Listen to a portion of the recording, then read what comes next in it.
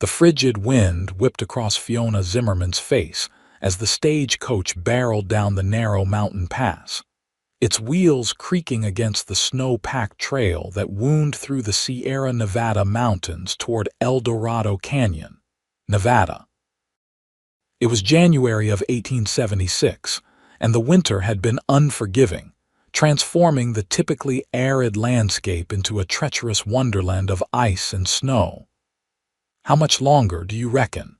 Fiona asked the driver, pulling her woolen shawl tighter around her shoulders. The last rays of sunlight were fading fast, casting long purple shadows across the pristine white landscape. "Not more than an hour, Miss Zimmerman," the driver called back, his voice nearly lost in the howling wind. "We'll cross Miller's Lake first. Should be frozen solid this time of year, then it's just a short stretch to El Dorado." Fiona nodded, sinking back against the leather seat. 6 months ago, she'd been teaching in a Boston schoolhouse, her life predictable and safe. Now she was heading to the Nevada Territory to take up a position as the new schoolteacher in El Dorado Canyon, a growing mining town that had advertised for someone with her qualifications. The other passengers, a middle-aged merchant and an elderly woman returning from visiting family in Sacramento, had fallen asleep, lulled by the rhythmic swaying of the coach. Fiona envied their ability to rest. Her mind raced with thoughts of what awaited her in El Dorado Canyon. Would the children respect her authority? Would she find friends in this remote corner of the West? At 23, she had left everything familiar behind in pursuit of adventure and independence. The stagecoach began to descend toward what must be Miller's Lake. Through the frost-covered window, Fiona could see the vast expanse of white stretching before them. The driver slowed the horses as they approached. "Miller's Lake ahead," he announced. "Frozen solid every winter for as long as I can remember." Something in his tone made Fiona uneasy. She peered out the window again, studying the frozen surface. It seemed solid enough, glittering in the fading light like a sheet of diamonds. The horses' hooves clomped onto the ice, the sound different from the crunching snow of before. The elderly woman stirred. "Are we crossing the lake?" "I don't recall doing this before." "Trail's been snowed in," the driver called back. "This is safer than trying to navigate those drifts." Fiona wasn't convinced, but she kept her concerns to herself. The driver knew these routes better than she did. The stagecoach moved slowly across the ice, the horses' steps careful and measured. Then it happened. A crack, sharp as a gunshot, split the air. The elderly woman gasped. The merchant jerked awake. Fiona felt her heart drop to her stomach. "Everyone stay still." The driver shouted, but his warning came too late. Another crack, louder this time. The coach lurched. Fiona grabbed the leather strap above her head as the floor tilted beneath her feet. The horses whinnied in terror. "Jump!" The driver yelled, but before anyone could move, the ice gave way completely. The stagecoach plunged through the surface, ice and frigid water rushing in. The elderly woman screamed. The merchant lunged for the door, but it was jammed against a chunk of ice. Water rushed in through every crack and seam, rising rapidly around Fiona's ankles. "Help!" she shouted, banging against the window with her fist. "Someone help us!" The merchant managed to force open the door on his side, allowing him and the elderly woman to scramble out onto the fractured ice. But as Fiona moved to follow, the coach shifted again, sinking deeper. The door slammed shut, trapping her inside as water rushed in faster. "Miss," the driver called from somewhere outside. "Hold on." The water was at her waist now, shockingly cold, stealing her breath away. Fiona pushed against the door, but it wouldn't budge. The window was her only hope. She pounded against it with all her strength, but the thick glass held firm. The stagecoach continued to sink, the water now at her chest. In moments, it would fill the coach completely. Fiona took a deep breath, preparing for the inevitable. Then she heard its hoofbeats thundering across the ice, followed by a man's voice shouting commands. Through the frosted glass, she caught a glimpse of a figure dismounting from a horse, moving with purpose toward the sinking coach. "Stand back," a deep voice commanded. Seconds later, the window beside her shattered in a spray of glass. A strong arm reached through, gripping Fiona's shoulder. "Take my hand," the man ordered. Fiona didn't hesitate. She grasped the outstretched hand, feeling calloused fingers close firmly around hers. With surprising strength, the man pulled her toward the broken window. The water was at her neck now, her sodden clothes weighing her down. "I've got you," the man assured her, his voice steady despite the urgency of the situation. Fiona pushed with her legs, propelling herself through the window opening. Sharp edges of glass tore at her dress, but she barely noticed. All that mattered was escaping the watery tomb the stagecoach had become. Strong hands gripped her shoulders, pulling her free of the coach just as it sank completely beneath the fractured ice. Fiona gasped for air, coughing and shivering violently as the man dragged her across the treacherous surface toward solid ground. Once they reached the shore, Fiona collapsed onto the snow, her entire body trembling uncontrollably. Through chattering teeth, she looked up at her rescuer for the first time. He stood tall against the darkening sky, his broad shoulders draped in a sheepskin coat now soaked from the rescue. A cowboy hat sat low on his brow, shadowing his features, but she could make out a strong jaw dusted with stubble and eyes as blue as a summer sky. "Xavier Zane," he said simply, removing his coat and wrapping it around her shaking shoulders. "Lucky I was riding by." Fiona tried to speak to thank him, but her teeth chattered too violently. Xavier knelt beside her, concern etched on his weathered face. "We need to get you warm," he said, his voice gruff but kind. "My cabin's not far." He looked toward the other survivors huddled together on the shore.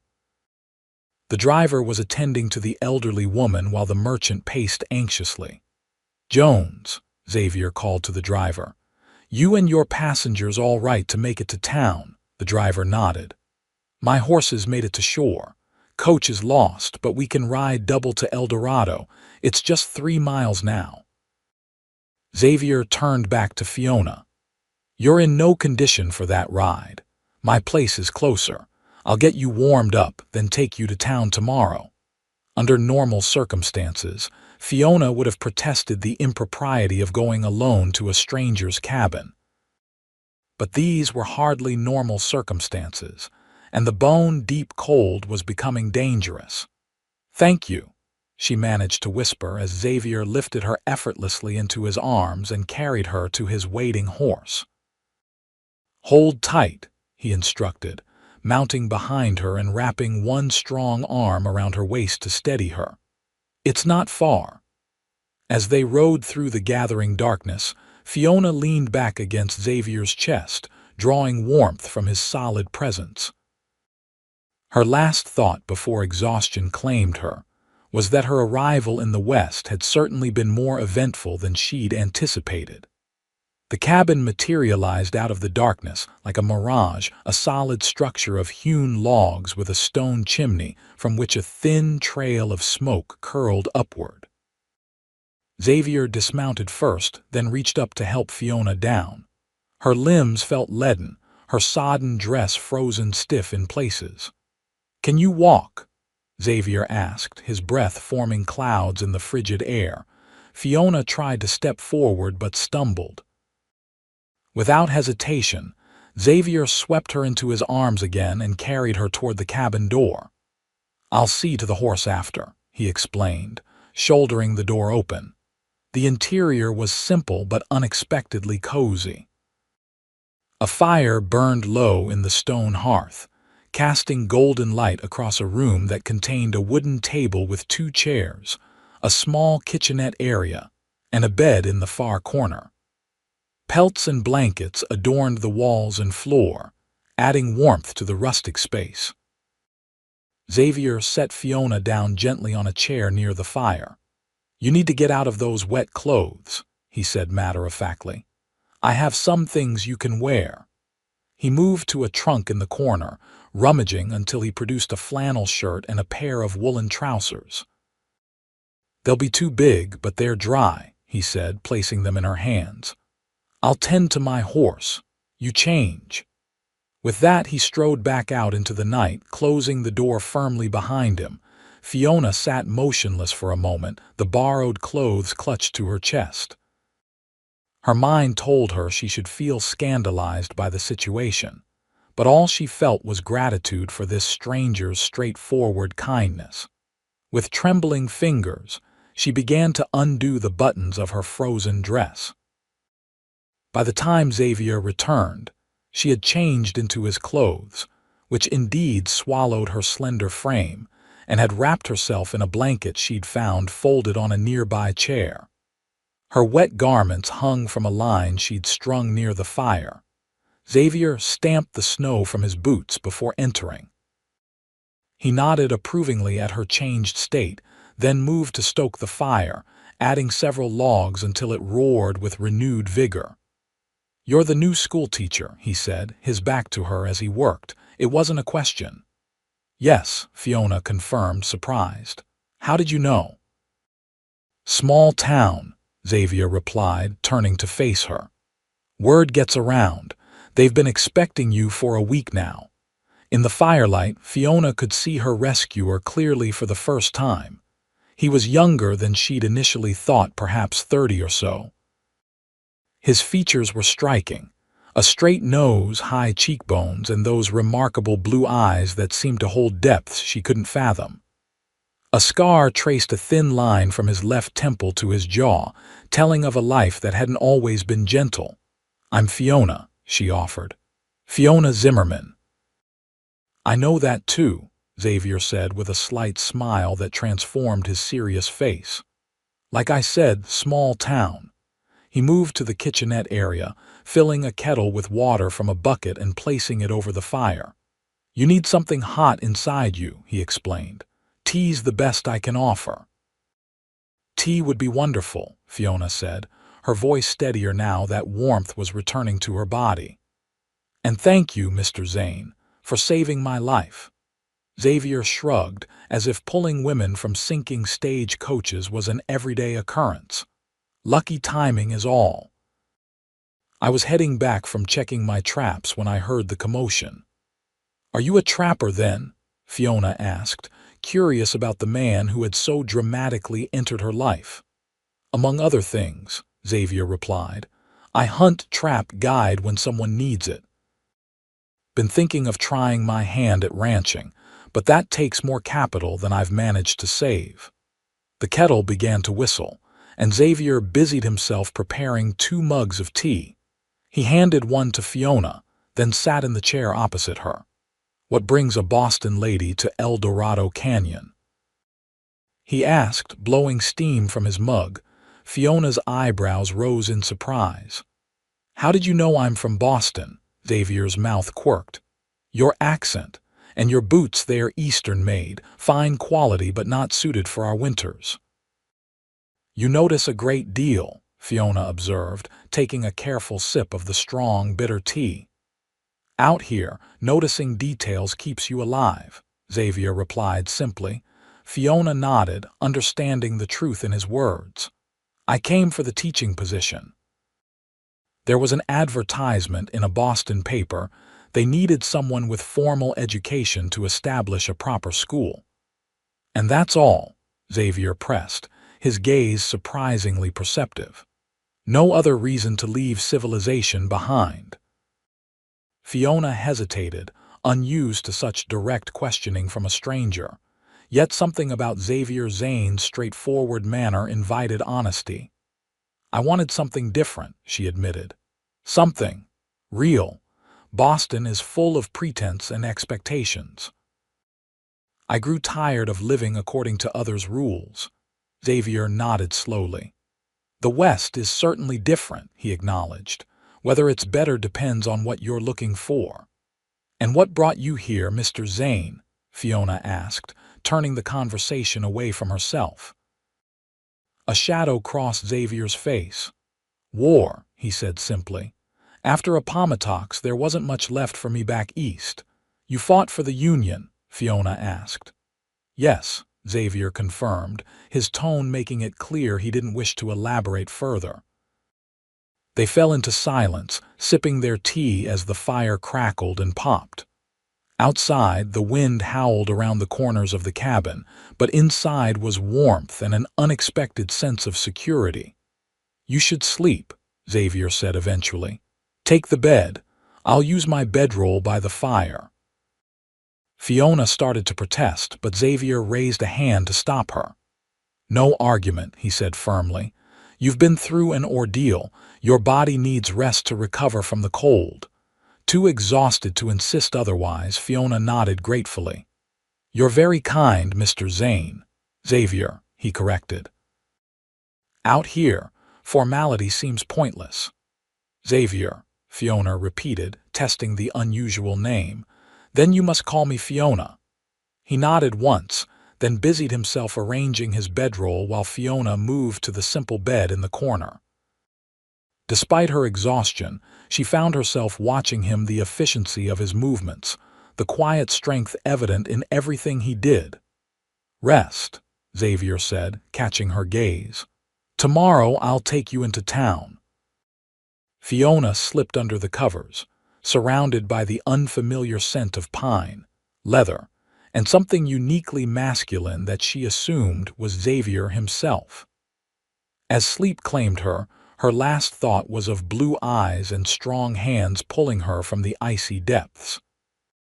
Morning arrived with tentative rays of sunlight filtering through the cabin's single window.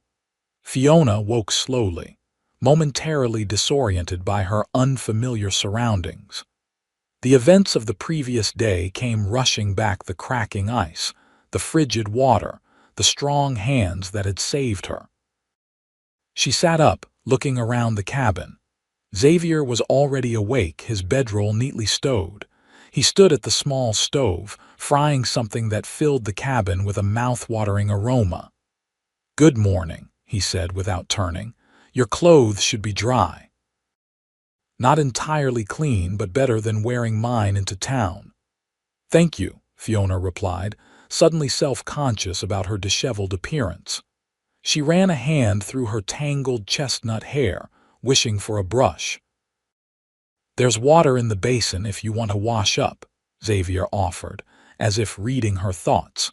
"Food will be ready soon." Fiona gathered her now dry clothes and retreated behind a screen Xavier had thoughtfully set up in one corner.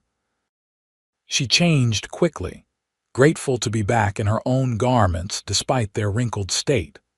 The cold water in the basin was bracing, but it helped clear the last vestiges of sleep from her mind. When she emerged, Xavier had set 2 plates on the table, each containing a generous portion of fried potatoes and venison. A pot of coffee sat between them. "It's not fancy," Xavier said as they sat down, "but it'll keep you going." "It looks wonderful," Fiona assured him, suddenly aware of how hungry she was. They ate in companionable silence for a few minutes. Fiona found herself studying Xavier in the morning light. His features seemed less severe, though no less striking. His dark hair, slightly too long by Eastern standards, curled at the nape of his neck. The scar on his face caught the light, a silvery line against his tanned skin. "You're staring," Xavier observed without looking up from his plate. Fiona blushed, embarrassed to be caught. "I'm sorry. I wanted to thank you properly for yesterday." Xavier finally met her gaze. "You already did." "No, I mean." Fiona struggled to express herself. "What you did was extraordinary. You risked your life for a stranger." Xavier shrugged, uncomfortable with her praise. "Anyone would have done the same." "But they didn't," Fiona pointed out softly. "You did." A faint color rose in Xavier's cheeks, surprising Fiona. This man who had seemed so self-assured was apparently vulnerable to sincere gratitude. "We should head to town soon," he said, changing the subject. "Mayor Jenkins will be waiting for you, and I'm sure the town doctor will want to check you over after your ordeal." "Of course," Fiona agreed, recognizing his desire to move past the moment. "Is El Dorado Canyon far?" "About an hour's ride," Xavier replied, standing to clear their plates. "I've sent word ahead with a passing miner that you're safe. They'll be expecting us." Fiona helped him clean up, washing the dishes while Xavier packed a few items into a saddlebag. It struck her as oddly domestic, this morning routine with a man she'd only just met. Yet there was an ease between them that defied their brief acquaintance. Soon they were ready to depart. Xavier helped Fiona onto his horse before mounting behind her. Unlike the previous evening when survival had been her only concern, Fiona now felt acutely aware of his proximity. His chest pressed against her back, his arms encircling her to hold the reins. His warmth seeped through her clothes, and the faint scent of leather and pine that she'd noticed on his bedding was even more pronounced. "Comfortable?" Xavier asked, his breath stirring the hair near her ear. "Yes, thank you," Fiona replied, grateful he couldn't see her flushed cheeks. They set off, the horse picking its way carefully through the snow-covered landscape. The day was clear, the sky an impossible blue that reminded Fiona of Xavier's eyes. The sun glinted off the pristine snow, creating a dazzling tableau of white and gold. "It's beautiful," Fiona murmured, taking in the majestic mountains that surrounded them. "It is," Xavier agreed. "Dangerous too, as you discovered yesterday, but worth the risk, I think." "Is that why you stay?" Fiona asked, curious about this enigmatic man. "For the beauty." Xavier was quiet for so long that Fiona thought he might not answer. When he finally spoke, his voice was thoughtful. "After the war, everything back east seemed confined. Too many people, too many memories. Out here a man can breathe, can be judged by what he does, not where he came from or which side he fought for." "You fought for the Union," Fiona recalled. "I did," Xavier confirmed. "But it wasn't as simple as North and South, not for my family. My brother chose the Confederate side." "Oh," Fiona said softly, understanding the weight of his words. "Did he?" "Survive? Yes," Xavier said. "Though sometimes I wonder if either of us truly survived what we saw, what we did." The raw honesty in his voice touched Fiona deeply. This wasn't casual conversation. Xavier was sharing something fundamental about himself. "Is he out west too?" she asked. "No," Xavier replied. "He returned to our family home in Maryland, tried to rebuild what the war destroyed. And you came here instead." "I couldn't go back," Xavier said simply. "Not after everything. The West offered something I needed, a fresh start with no expectations." Fiona nodded, though he couldn't see the gesture. "That's not so different from my reasons." Xavier's arms tightened slightly around her, an acknowledgement of their shared understanding.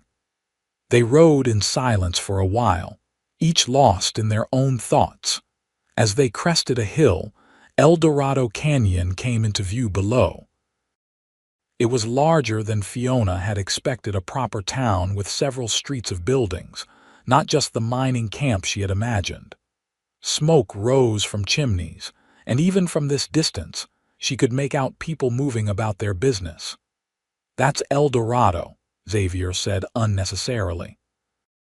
"Not San Francisco, but it's growing. The silver mines have been productive. It looks promising," Fiona said, trying to mask her nervousness about her new home. Xavier seemed to sense her anxiety. "The people are good," he assured her. "Rough around the edges, some of them, but decent at heart. They've been looking forward to having a proper school for their children." "And what do they think of having a woman teacher from the East?" Fiona asked, voicing a concern that had plagued her since accepting the position.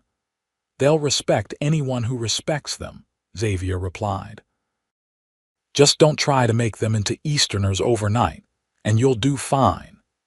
His confidence in her bolstered Fiona's spirits as they began their descent into the town that would be her new home. The main street of El Dorado Canyon was bustling with activity despite the winter weather. Miners in rough work clothes mingled with merchants and townspeople going about their daily business. Horses were tied outside the saloon and general store, stomping their hooves against the cold. Heads turned as Xavier guided his horse down the center of the street. Fiona felt the weight of curious stares, aware of how it must look her arriving in town on the same horse as the solitary trapper everyone knew as Xavier Zane. Xavier seemed oblivious to the attention, or perhaps simply indifferent to it. He reined his horse to a stop outside a two-story building with a sign identifying it as the mayor's office. "This is where the mayor works," Xavier explained, dismounting and reaching up to help Fiona down. His hands lingered at her waist a moment longer than strictly necessary before he stepped back. "He's also the town's lawyer and the closest thing to a welcoming committee you're likely to find." Before Fiona could respond, the door to the office swung open, and a portly man with impressive mutton chop whiskers hurried out, his face wreathed in smiles. "Miss Zimmerman," he exclaimed, extending his hand. "Thank the Lord you're safe. When we heard about the accident on the ice, we feared the worst." Fiona accepted his handshake. "I would have met the worst if not for Mr. Zane's timely intervention." The mayor turned to Xavier, his manner becoming slightly more reserved but no less respectful. "The town owes you a debt, Zane. Rescuing our new schoolteacher before she's even taught her first lesson." Xavier shrugged, uncomfortable with the praise. "Right place, right time," he said simply. "Well, nonetheless, we're grateful," the mayor insisted before turning back to Fiona. "I'm Mayor Samuel Jenkins, Miss Zimmerman. We've been anticipating your arrival. The school building is all prepared, and several families have offered to host you until more permanent accommodations can be arranged." "That's very kind," Fiona said, feeling overwhelmed by the sudden shift from Xavier's quiet cabin to this bustling town and its expectations. Not at all," Jenkins assured her. "We're just pleased you've arrived safely, though a day's delay is nothing after your ordeal. Perhaps you'd like to rest today and begin your duties tomorrow." "That would be appreciated," Fiona admitted. "Excellent," Jenkins beamed.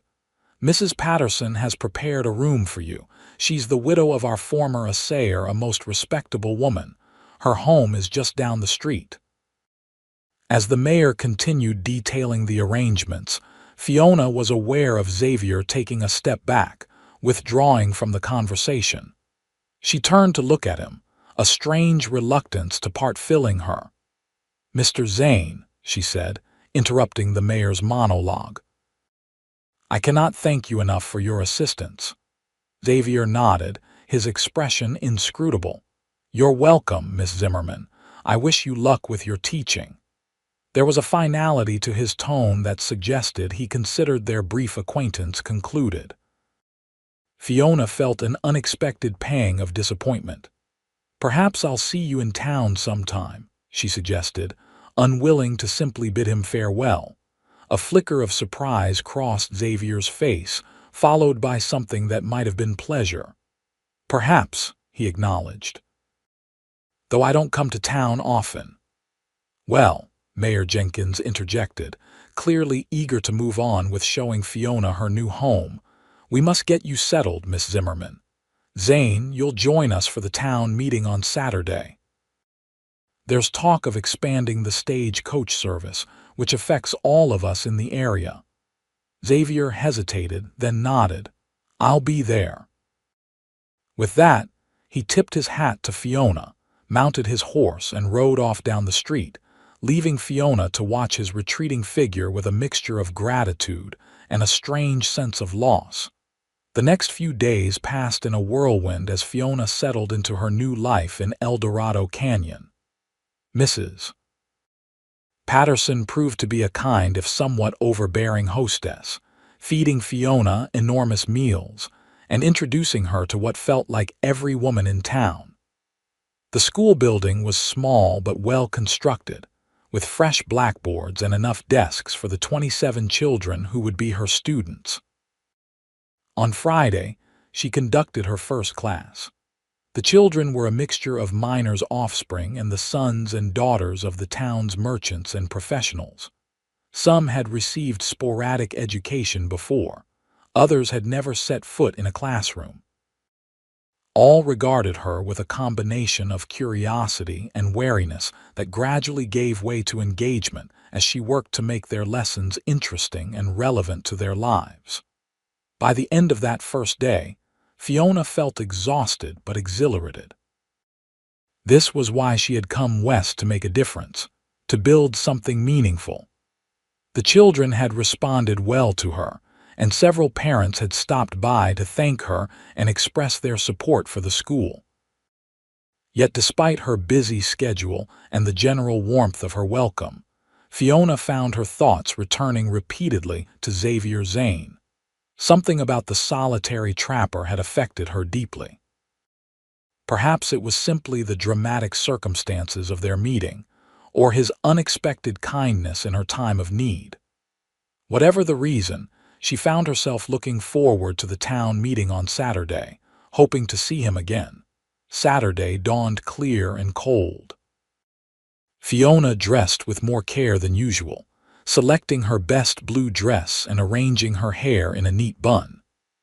Mrs. Patterson raised an eyebrow at her efforts but made no comment as they walked together to the town hall. The large room was already crowded when they arrived. Most of the men stood at the back while the women occupied chairs near the front. Fiona's eyes scanned the gathering, searching for Xavier's tall figure among the crowd. "Looking for someone?" Mrs. Patterson asked, a knowing glint in her eye. "Just taking in the attendance," Fiona replied, embarrassed to be so transparent. Mrs. Patterson murmured, clearly unconvinced.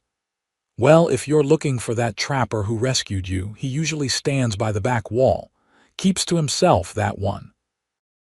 Fiona's cheeks warmed at the older woman's perception, but she couldn't deny her interest. Following Mrs. Patterson's direction, she glanced toward the rear of the hall.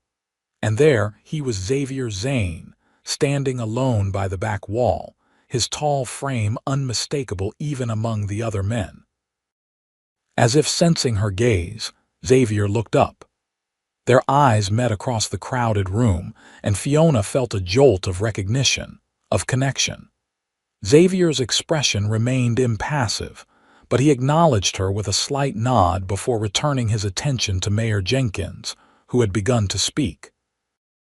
The meeting covered various town matters: the expansion of the Stagecoach service, repairs needed for the bridge over El Dorado Creek, plans for a spring festival.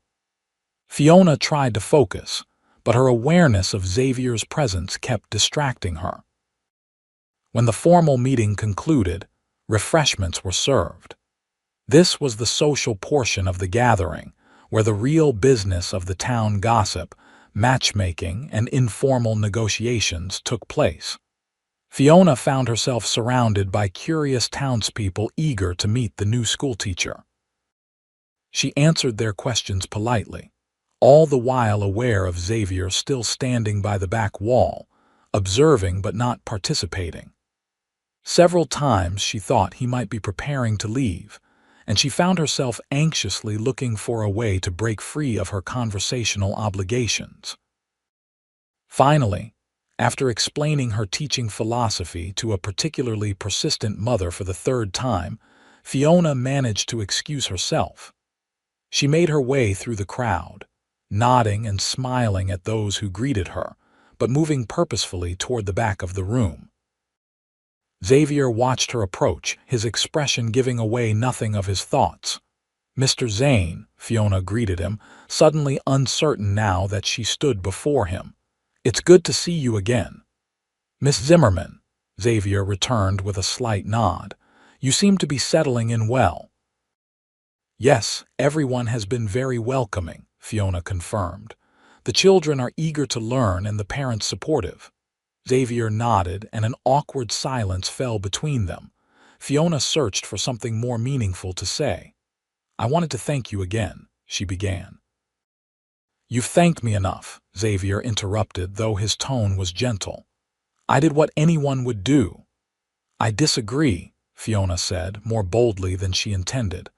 Not everyone would have risked their life as you did, and not everyone would have shown such consideration afterward. Xavier looked uncomfortable with her praise. It was nothing, he insisted. It wasn't nothing to me, Fiona countered softly. Their eyes met, and for a moment, Fiona thought she glimpsed something beyond Xavier's carefully maintained reserve, a flicker of vulnerability, perhaps even longing. Before either could speak again, Mayor Jenkins appeared at Fiona's side. Ah, Miss Zimmerman, I see you found our resident hero again, Jenkins said jovially. Zane, what did you think of the proposal for the new stagecoach route? It would pass closer to your property, would it not? Xavier's expression closed off, his momentary openness vanishing. It would, he acknowledged. I have no objection. Excellent, excellent, Jenkins beamed. And Miss Zimmerman, Mrs. Thornton, was asking after you. She wants to discuss the possibility of music lessons for her daughters. Fiona recognized the gentle social maneuvering for what it was. A respectable woman like herself shouldn't spend too much time in conversation with a solitary man, especially one with Xavier's mysterious reputation. Of course, she said politely. I'll speak with her directly. She turned back to Xavier, reluctant to end their brief interaction.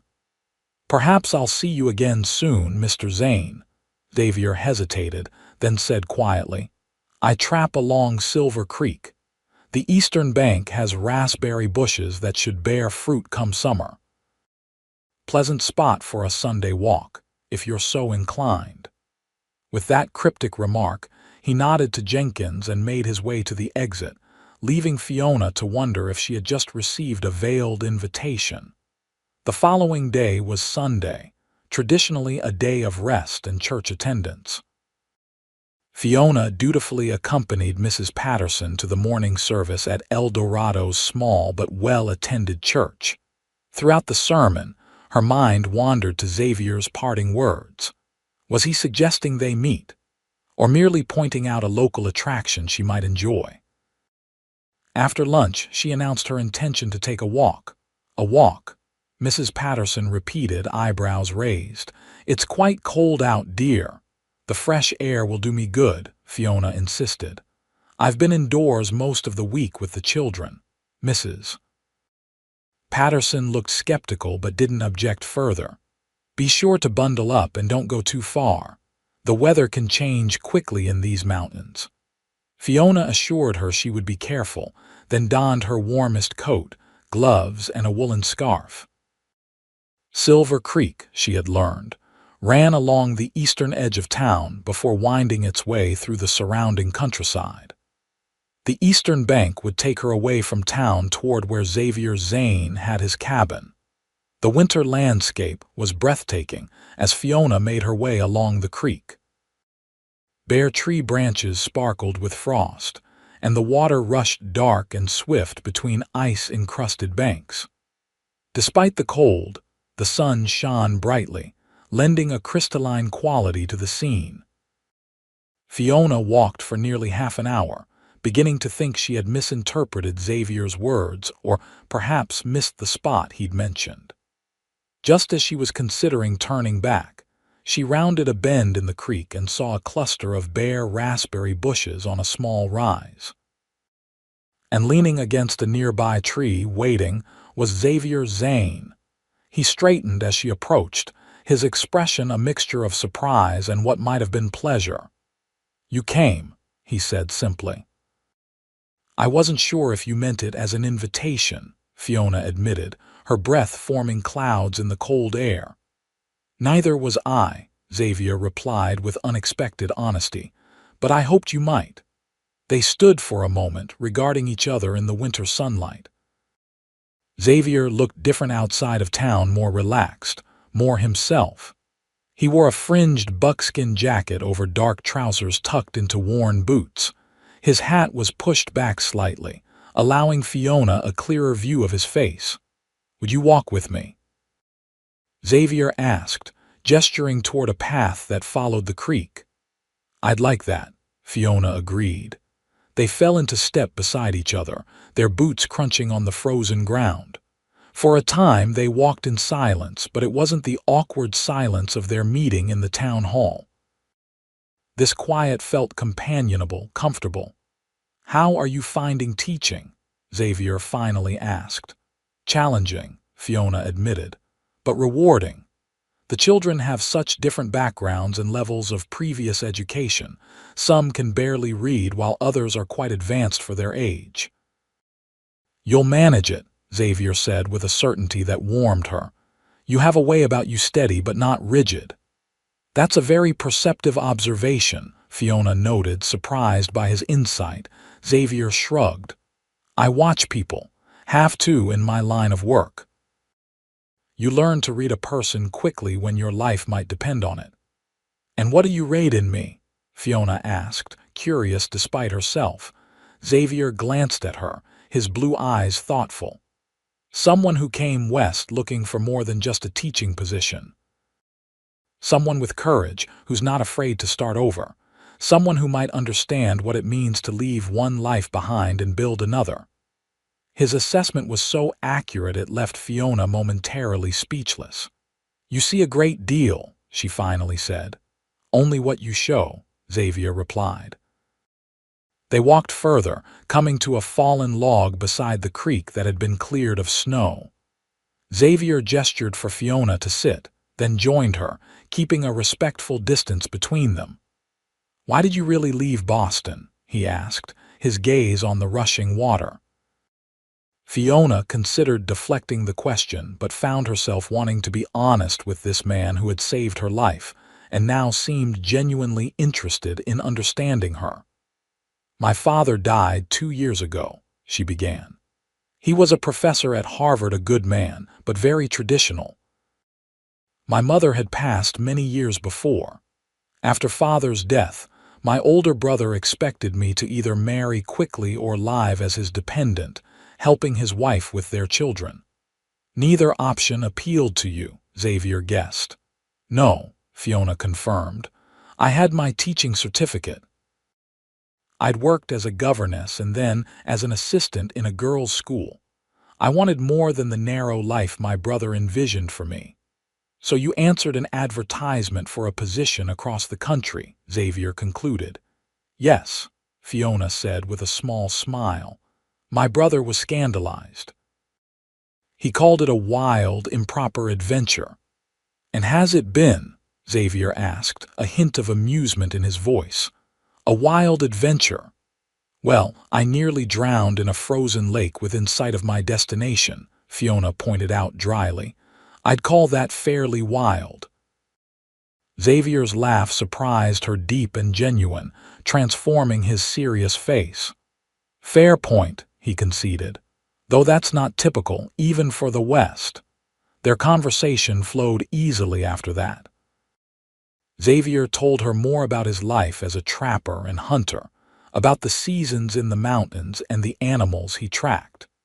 Fiona shared stories of her students and her impressions of El Dorado Canyon. They discovered a shared love of reading. Xavier kept a small but eclectic library in his cabin, books being one of the few luxuries he allowed himself. The winter sun began to dip toward the mountains, reminding Fiona that she should return to town before dark. "I should go back," she said reluctantly. "Mrs. Patterson will worry." Xavier nodded, standing to offer her his hand. As she took it and rose, Fiona was acutely aware of his touch, warm and strong even through their gloves. "May I walk you back?" Xavier asked, still holding her hand. "Won't that cause talk?" Fiona asked, though she didn't withdraw her hand. "Probably," Xavier acknowledged. Does that concern you? Fiona considered the question seriously. Her reputation as the schoolteacher was important, yet she was unwilling to pretend she didn't enjoy Xavier's company simply to avoid gossip. Let them talk, she decided. You saved my life. Surely I'm allowed to walk with you occasionally. Xavier's smile was quick and genuine. Occasionally, he repeated. Does that mean you'd be willing to meet again? I would, Fiona confirmed, feeling a flutter of anticipation at the prospect. They walked back toward town side by side, close but not touching, their conversation continuing easily. As they neared the outskirts of El Dorado Canyon, Xavier slowed his pace. This is probably far enough, he said. No need to set the gossips' tongues wagging more than necessary. Fiona knew he was right, but felt a pang of disappointment nonetheless. Will I see you next Sunday? She asked boldly. If you wish it, Xavier replied, his eyes holding hers. I do, Fiona said simply. Xavier nodded, a smile playing at the corners of his mouth. Until Sunday, then. He tipped his hat to her and turned back toward the creek, leaving Fiona to watch him go before making her own way into town. True to his word, Xavier met Fiona by the raspberry bushes the following Sunday, and the Sunday after that. These weekly walks quickly became the highlight of Fiona's life in El Dorado Canyon. Away from the prying eyes of the townspeople, she and Xavier could speak freely, learning each other's histories, thoughts, and dreams. February gave way to March, and the first hints of spring began to appear in the mountain landscape. The snow receded from the lower elevations, and tiny green shoots appeared on the raspberry bushes. Xavier showed Fiona how to identify animal tracks, how to spot the first wildflowers emerging from the snow, how to read the weather in the patterns of clouds. In turn, Fiona shared her knowledge of literature and science, topics Xavier had studied independently but never formally. She brought books from the small town library to their Sunday meetings, and they sometimes spent hours discussing a particularly interesting passage or debating philosophical questions raised by the authors. As the weeks passed, Fiona became increasingly aware of her growing feelings for Xavier. His initial reserve had gradually melted away, revealing a man of deep intelligence, quiet humor, and surprising tenderness. She found herself thinking of him throughout the week, looking forward to their meetings with an eagerness that sometimes alarmed her. Yet despite their obvious connection, Xavier maintained a certain distance. His gaze might linger on her face, his hand occasionally brush hers as they walked, but he made no declaration, sought no formal understanding between them. Sometimes Fiona wondered if she had imagined the attraction she felt growing between them. By early April, the gossip in town about their Sunday walks had become impossible to ignore. Mrs. Patterson made increasingly pointed remarks about suitable companions for a schoolteacher. Several of the miners' wives exchanged knowing glances when Fiona mentioned anything related to the wilderness or hunting. Even Mayor Jenkins had taken to giving her concerned looks when Xavier's name arose in conversation. One Thursday evening in mid-April, as Fiona was preparing to leave the schoolhouse, she found Mayor Jenkins waiting outside. "Miss Zimmerman," he greeted her, his usual joviality somewhat subdued. "Might I have a word?" "Of course, Mayor," Fiona replied, her heart sinking as she suspected the topic of conversation. Jenkins escorted her a short distance from the school, clearly wanting privacy for whatever he had to say. "Miss Zimmerman," he began hesitantly, "you've been an excellent addition to our community. The children are thriving under your instruction, and the parents are universally pleased with your methods." "Thank you," Fiona said cautiously. "I'm glad to hear it." "Yes, well," Jenkins continued, clearing his throat uncomfortably, It's precisely because of your value to the community that I feel compelled to speak with you about a matter of reputation." "My reputation?" Fiona asked, though she knew exactly what he meant. "Your association with Xavier Zane," Jenkins clarified. "While we're all grateful for his heroic rescue of you, and while he is certainly a respected member of the wider community, he's not the sort of companion typically deemed suitable for a lady in your position." Fiona felt a flash of indignation. "Mr. Zane is a gentleman of intelligence and integrity," she said firmly. "I see nothing unsuitable in our occasional walks." Jenkins sighed. "I understand your perspective, Miss Zimmerman. Truly I do. Zane is indeed an honorable man in his way. But he's also a loner, a man with a past he rarely discusses." "There are rumors I have no interest in hearing," Fiona interrupted, more sharply than she'd intended.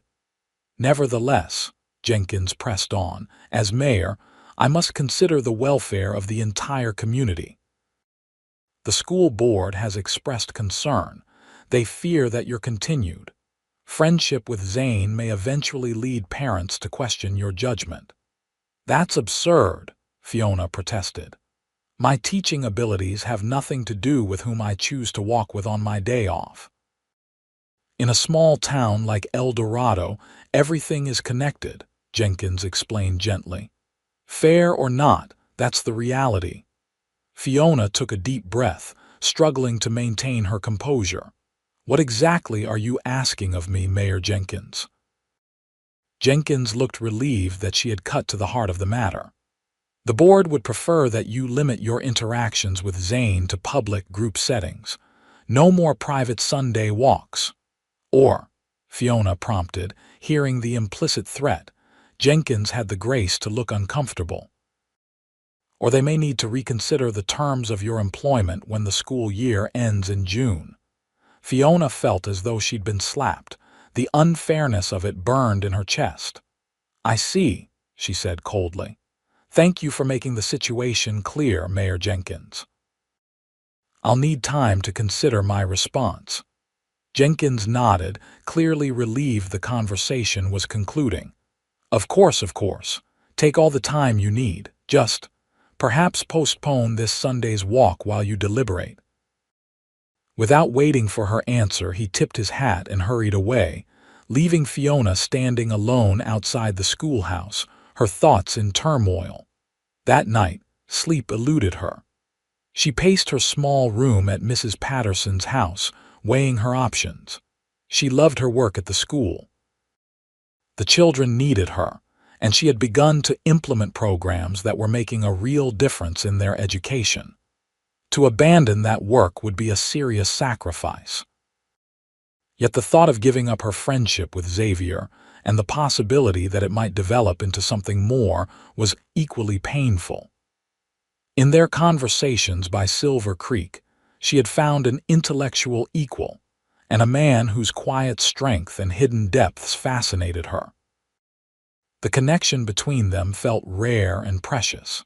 By morning, Fiona had reached a decision. After school on Friday, she wrote a brief note and asked one of her older students, a reliable boy whose family lived near Silver Creek, to deliver it to Xavier's cabin.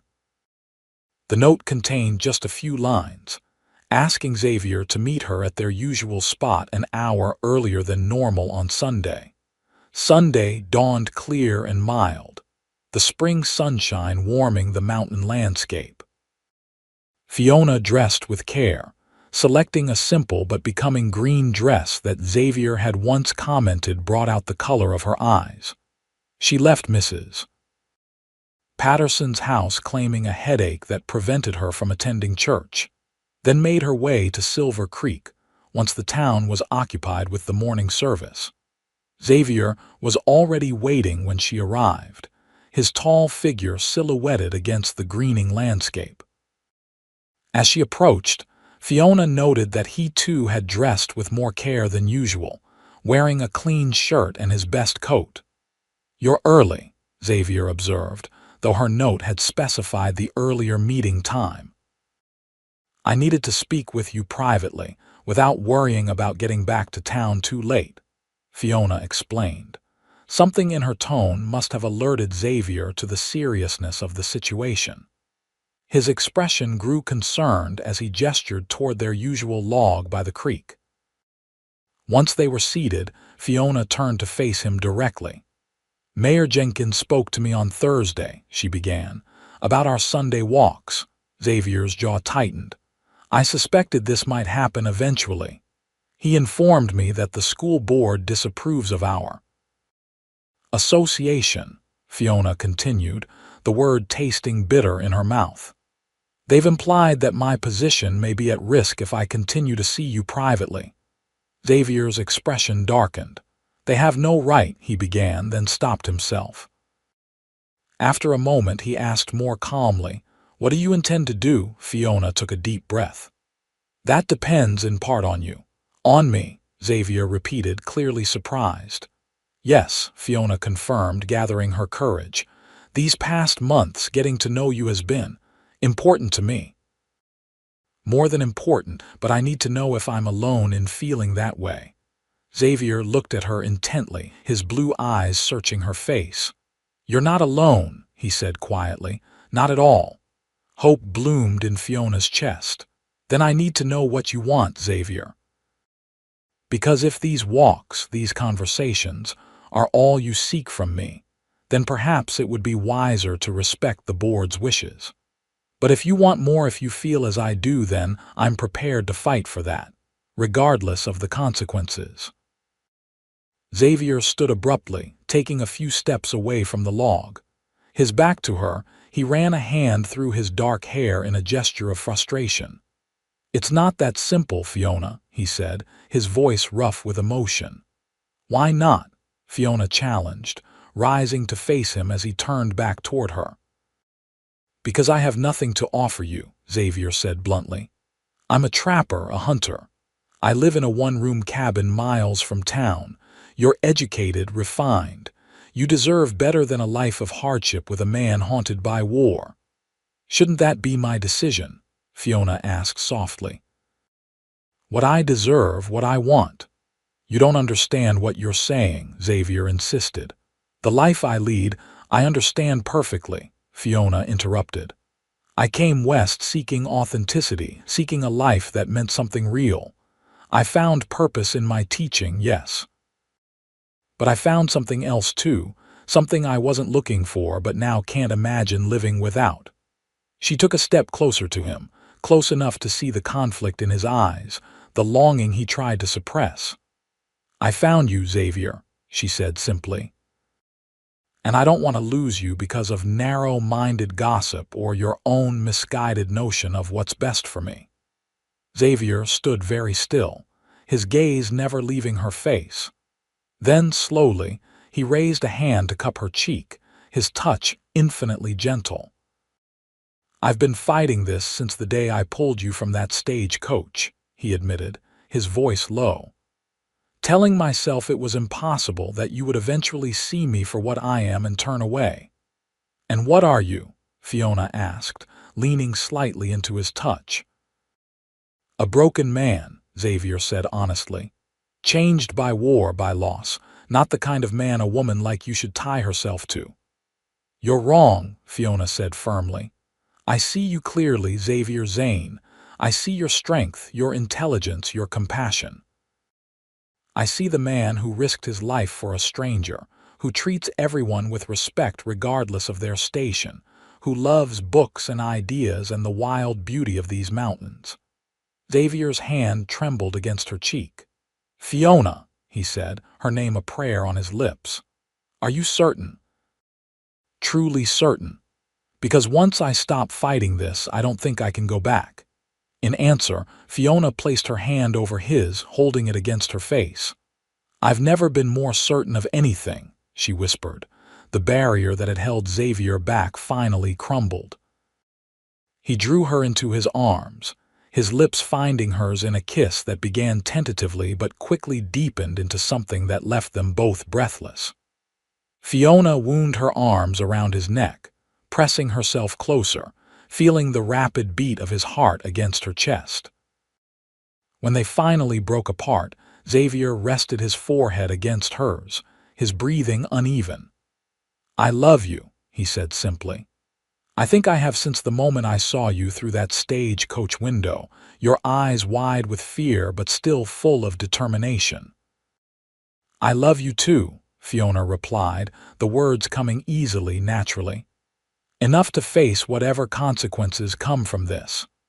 Xavier straightened, his expression resolute. "You won't face them alone," he promised.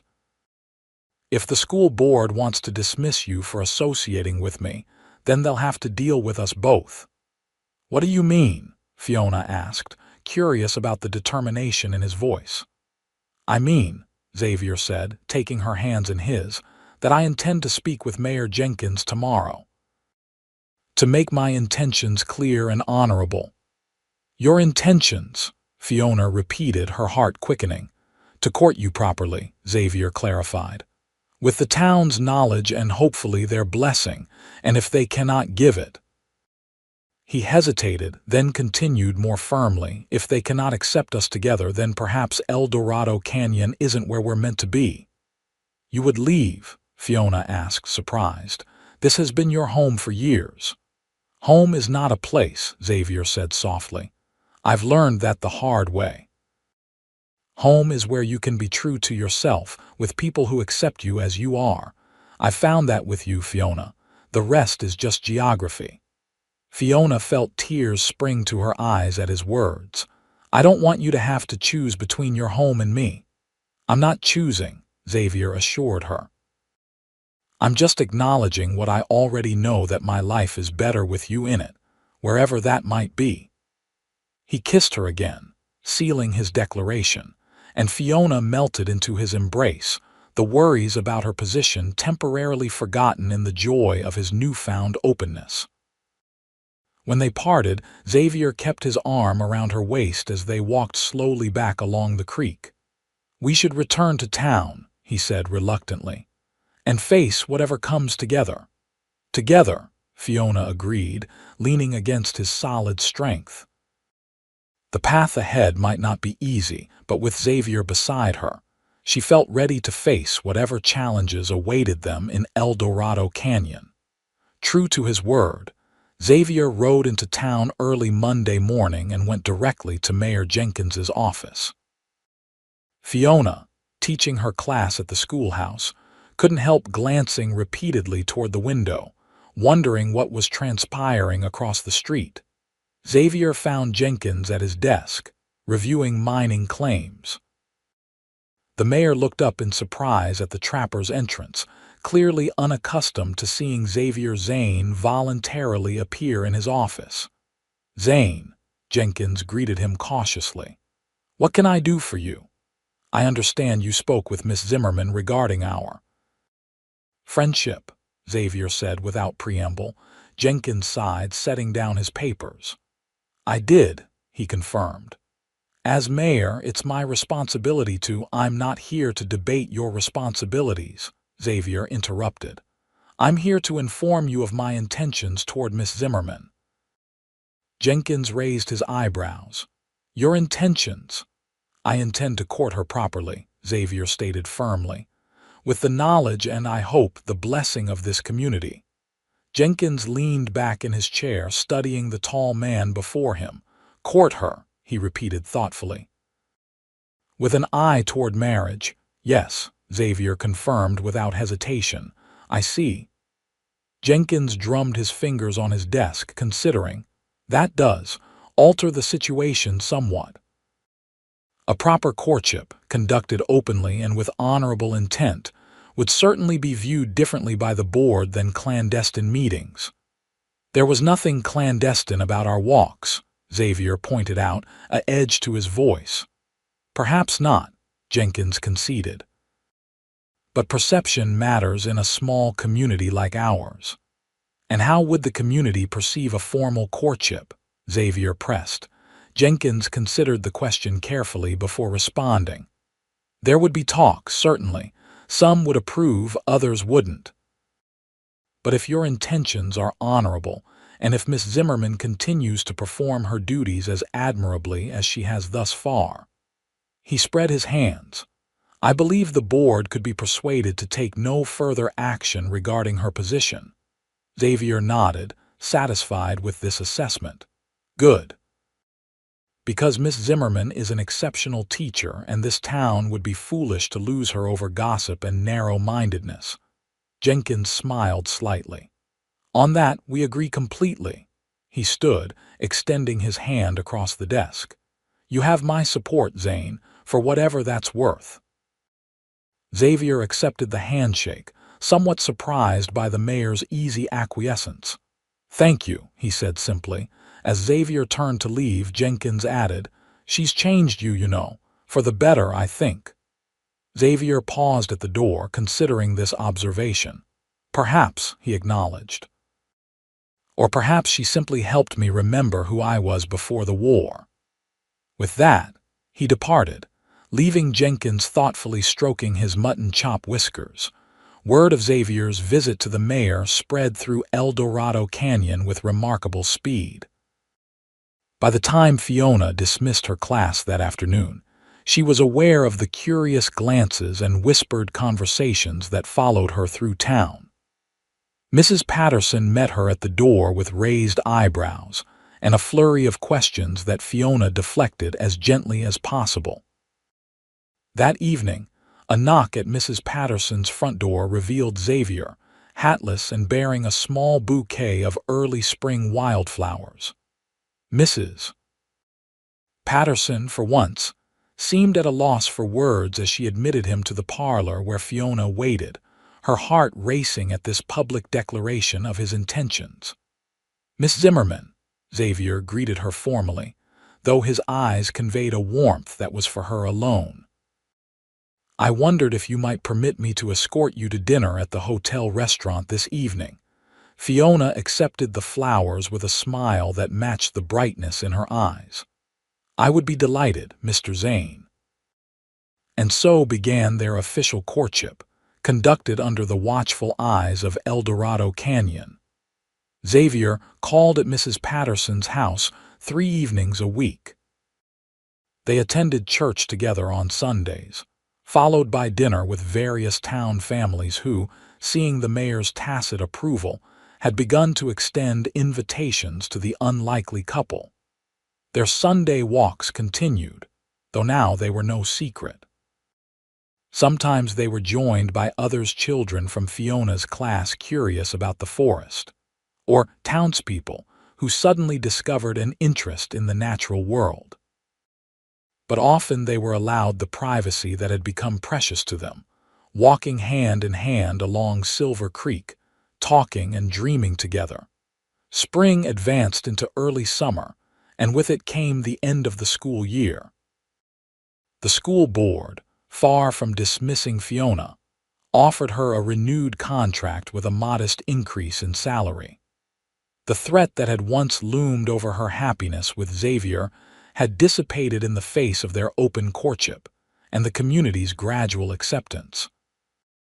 One warm evening in late June, Xavier took Fiona on a ride into the mountains.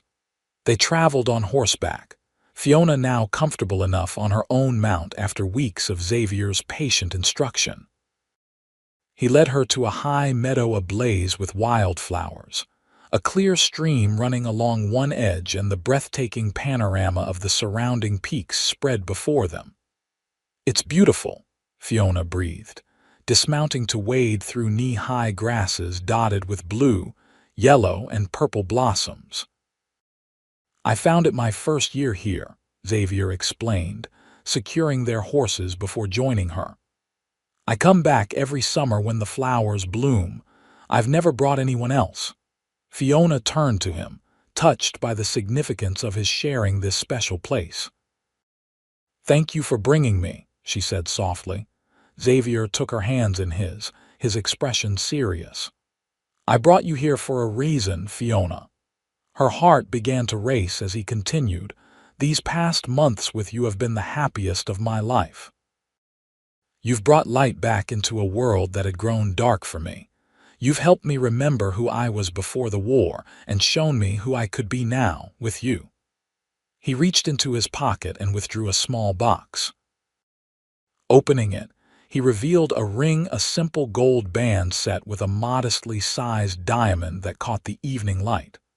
"I've been saving for this since before I knew you," Xavier admitted, "hoping that someday I might find someone to share my life with, though I'd nearly given up hope." Kneeling before her in the meadow of wildflowers, Xavier held the ring up, his blue eyes never leaving hers. "Fiona Zimmerman, would you do me the honor of becoming my wife?" Tears of joy blurred Fiona's vision as she nodded. "Yes," she whispered, then more firmly, "Yes, Xavier. I would be proud to be your wife." His smile was radiant as he slipped the ring onto her finger, then rose to take her in his arms. Their kiss was tender and promising, sealing the commitment they had just made to each other. When they finally broke apart, Xavier kept her close, his forehead resting against hers.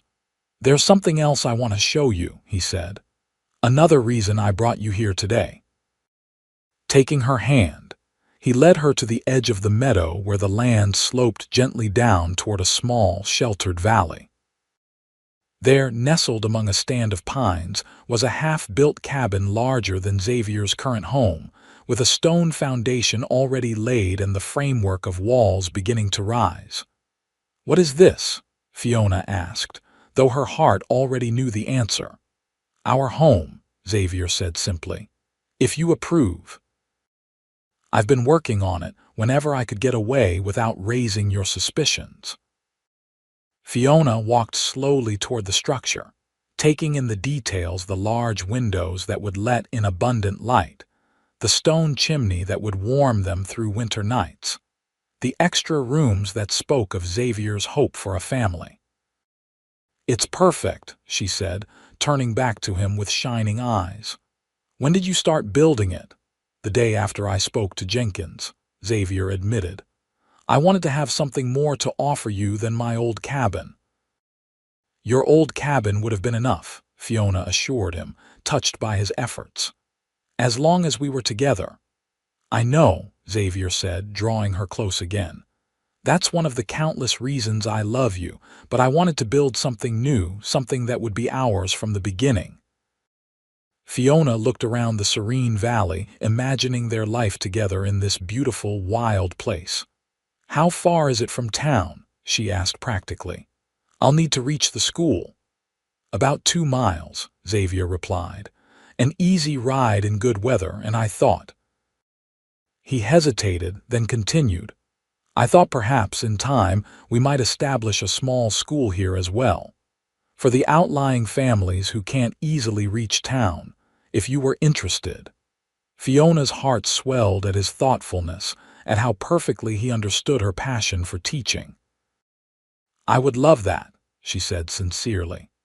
They spent the remaining daylight exploring the site of their future home, Xavier explaining his plans for each room, Fiona offering suggestions that he eagerly incorporated. As the sun began to set, turning the distant mountains to gold and purple, they sat together on a fallen log, arms entwined, contemplating the life they would build together. "When shall we be married?" Xavier asked, pressing a kiss to her temple. "Soon," Fiona replied without hesitation. "Before the new school year begins in September. That would give us time for a brief honeymoon before my teaching duties resume." "August, then," Xavier suggested, "when the wildflowers are still in bloom." Fiona nodded, leaning into his embrace. "August it is." The news of their engagement spread through El Dorado Canyon with predictable speed. Most reactions were positive. The townspeople had grown accustomed to the sight of the schoolteacher and the trapper together. And Xavier's evident devotion to Fiona had softened even the most skeptical hearts. Mrs. Patterson, after an initial period of concern about Fiona burying herself in the wilderness, became an enthusiastic supporter of the match. She took it upon herself to organize a proper wedding celebration, enlisting the help of the town's other prominent women. Mayor Jenkins offered the use of the town hall for the ceremony and subsequent reception, an offer the couple gratefully accepted. The local minister, who had watched their courtship unfold during Sunday services, agreed to officiate. Throughout July and early August, preparations for the wedding occupied much of the town's attention.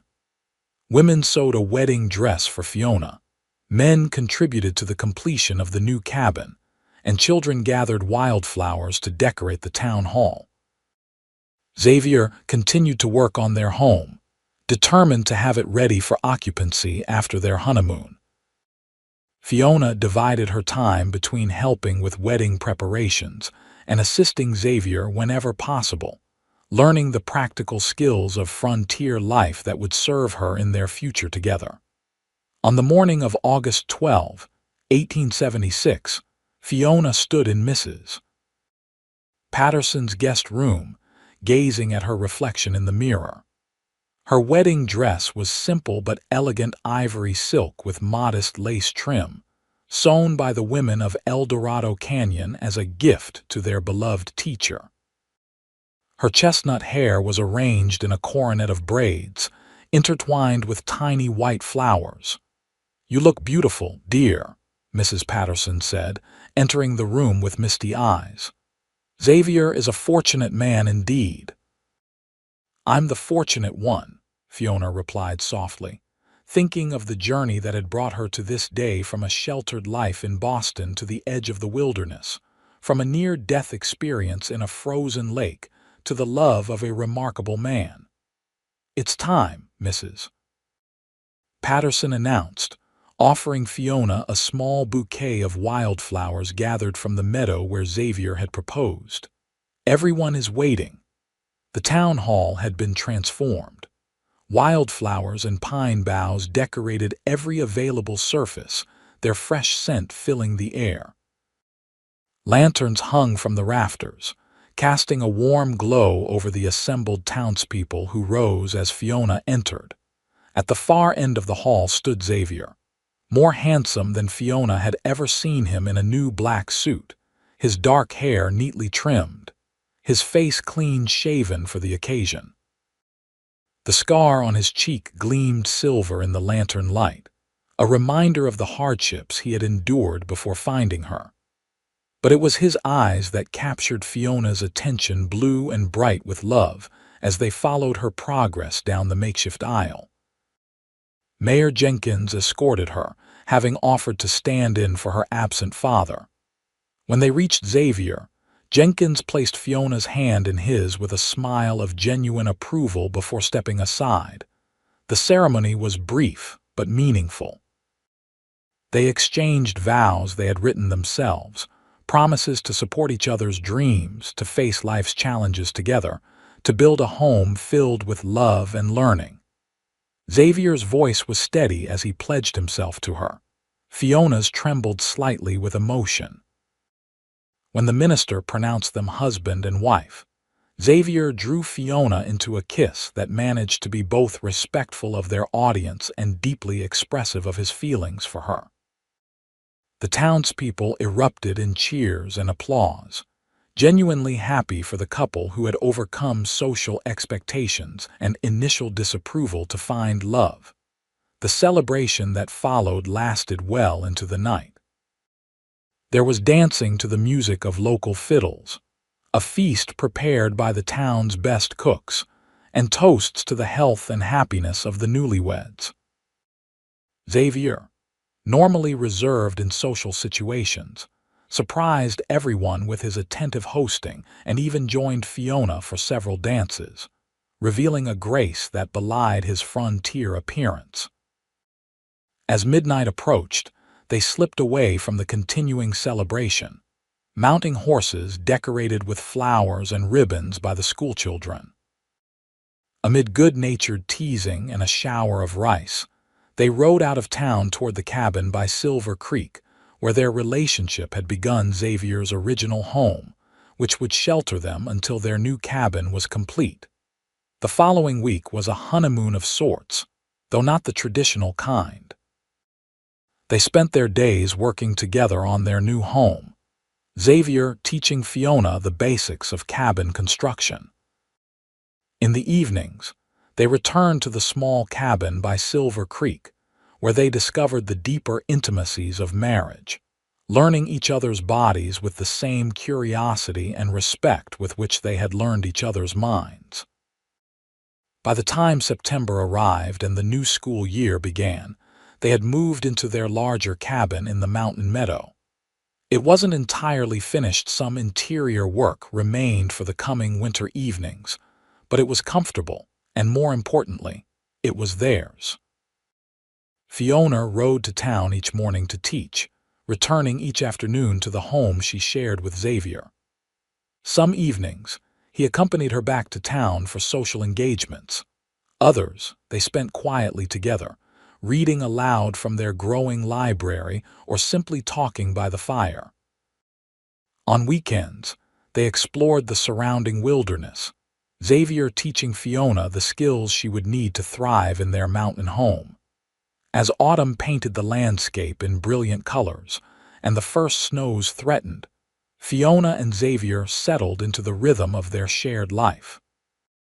They began planning for the small outlying school Xavier had suggested, identifying nearby families whose children struggled to reach town regularly.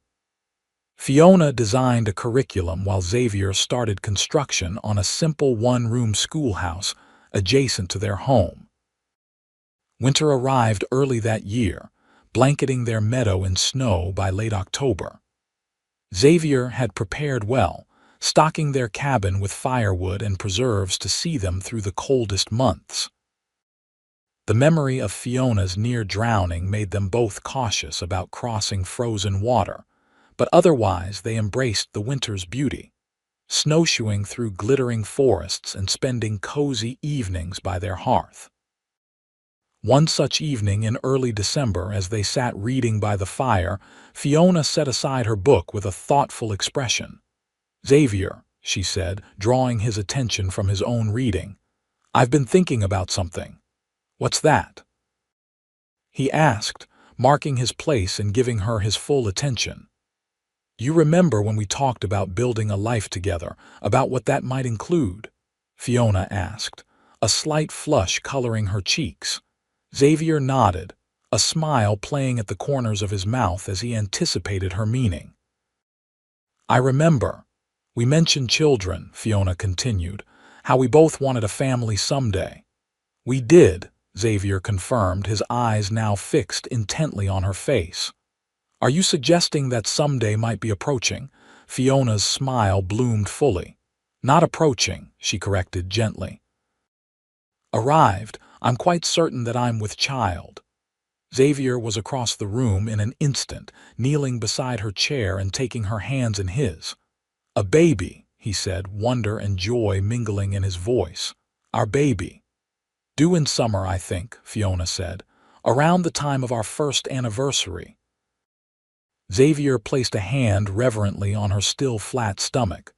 "Are you happy about this?" he asked, searching her face. "It's happening sooner than we planned."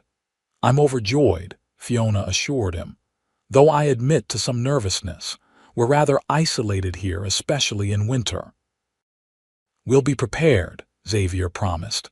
"I'll make sure of it, and by summer the roads will be clear for the doctor to reach us if needed." He rose, pulling Fiona to her feet and into his arms. "A family," he murmured against her hair. "Something I never thought I'd have after the war." "You've given me so much, Fiona." "We've given each other a new beginning," she corrected, lifting her face for his kiss. "And now we're giving that same gift to our child." The months that followed were busy ones. Xavier worked through the winter to complete their home and the small schoolhouse, adding a nursery adjacent to their bedroom.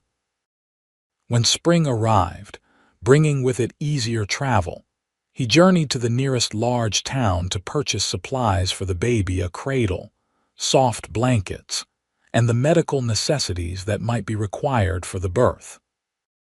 Fiona continued teaching in town until late May, when her advancing pregnancy and the difficulty of the daily ride led her to accept a temporary replacement for the remainder of the term. Instead, she focused on establishing the small outlying school at their home. By June, 5 children from nearby homesteads were coming regularly for lessons, and Fiona found this more intimate teaching setting deeply rewarding. As her due date approached, the women of El Dorado Canyon took turns visiting, bringing gifts for the baby and offering advice to the first-time mother. Mrs. Patterson practically moved in for the last 2 weeks, determined that her former boarder should have proper female assistance when her time came. On the morning of August 10, 1877, 2 days before their first wedding anniversary, Fiona went into labor. Xavier sent one of the older boys from a neighboring homestead to fetch the town doctor, then settled in to support his wife through the birth of their child. The labor was long but uncomplicated. Throughout the day and into the evening, Xavier remained by Fiona's side, holding her hand, bathing her forehead with cool water, and murmuring encouragement as she worked to bring their child into the world. The doctor arrived just in time to assist with the final stages. Shortly after midnight, as August 10th became August 11th, a lusty cry announced the arrival of their son. Xavier cradled the newborn with tears in his eyes while the doctor attended to Fiona. "He's perfect," Xavier whispered, bringing the swaddled infant to Fiona's side. "Strong and healthy, just like his mother." Fiona reached out to touch her son's tiny face, overwhelmed by the love that flooded her heart. "What shall we name him?" she asked, though they had discussed possibilities for months. Xavier gazed down at the baby, then at his exhausted but radiant wife. "James," he suggested. "After my brother. If that's all right with you." Fiona nodded, understanding the significance of the name and the healing it represented for Xavier. "James Xavier Zane," she pronounced. "A good, strong name for a boy who will grow up in these mountains." Xavier leaned down to kiss her forehead. "Thank you," he said simply, the words encompassing gratitude not just for her acceptance of the name, but for everything she had brought into his life. The following day, as Fiona rested with baby James, Xavier stood on the porch of their cabin, gazing out at the wildflower meadow now in full summer bloom. The small schoolhouse stood nearby, ready to welcome students again once Fiona had recovered.